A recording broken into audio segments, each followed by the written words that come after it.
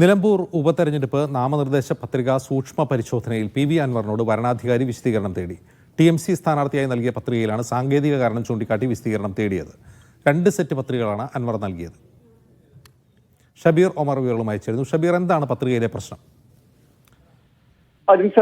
P V Anwar 2 set പത്രികകൾ നൽകിയിരുന്നു. ഒന്ന് TMC സ്ഥാനാർത്ഥിയായും മറ്റൊന്ന് സ്വതന്ത്ര സ്ഥാനാർത്ഥിയായുമാണ് പി വി അൻവർ 2 സെറ്റ് പത്രികകൾ നൽകിയത്. ഇന്നലെ തന്നെ ഈ നാമനിർദ്ദേശ പത്രിക പോകുന്നതിന് മുമ്പ് തന്നെ പി വി അൻവർ ഇക്കാര്യം പറഞ്ഞിരുന്നു. അതായത് TMC രജിസ്ട്രേഷനുമായി ബന്ധപ്പെട്ട ചില സാങ്കേതിക തടസ്സങ്ങൾ നിലനിൽക്കുന്നുണ്ട്. അതുമായി ബന്ധപ്പെട്ട നടപടികൾ പുരോഗമിക്കുന്നതേ ഉള്ളൂ. ഇതിന്റെ അടിസ്ഥാനത്തിലാണ് 2 സെറ്റ് പത്രികകൾ നൽകുന്നത് എന്നാണ് പി വി അൻവർ പറഞ്ഞത്.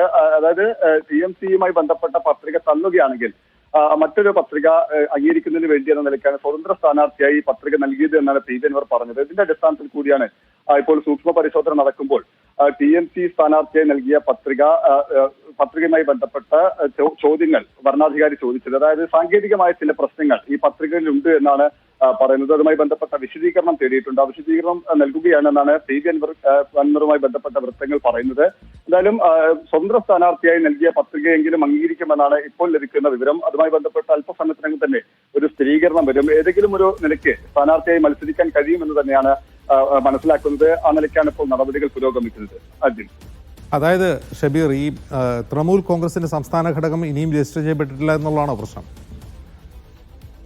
ഇന്നലെ പി വി അൻവർ പറഞ്ഞതനുസരിച്ച് നമ്മൾ ചോദിച്ചിരുന്നു, അതായത് ഏത് ചിഹ്നത്തിലായിരിക്കും മത്സരിക്കുക എന്ന് നമ്മൾ ചോദിച്ചിരുന്നു. അപ്പോൾ TMCയുടെ ചിഹ്നം നമുക്കറിയാം, പൂവും ചെടിയും ചിഹ്നമാണ് TMCയുടെ. ഈ ചിഹ്നത്തിലായിരിക്കും എന്ന ചോദ്യത്തിലാണ് പി വി അൻവർ പറഞ്ഞത്. സംസ്ഥാനത്ത് TMCയുടെ രജിസ്ട്രേഷൻ നടപടികൾ ഇനിയും പൂർത്തിയായിട്ടില്ല. ചിഹ്നമടക്കം രജിസ്ട്രേഷൻ നടക്കേണ്ടതുണ്ട് എന്നാണ് പി വി അൻവർ പറഞ്ഞത്. അതല്ല ഇപ്പോൾ ഈ നാമനിർദ്ദേശ പത്രികയിൽ വിശദീകരണം ചോദിക്കാനുള്ള കാരണം, അത് ഈ നാമനിർദ്ദേശ പത്രികയിൽ ചില സാങ്കേതിക പ്രശ്നങ്ങളുണ്ട് എന്നാണ് വരണാധികാരി കണ്ടെത്തിയത്. ഇതുമായി ബന്ധപ്പെട്ട വിശദീകരണമാണ് തേടിയിട്ടുള്ളത്. അതിൽ വിശദീകരണം നൽകും.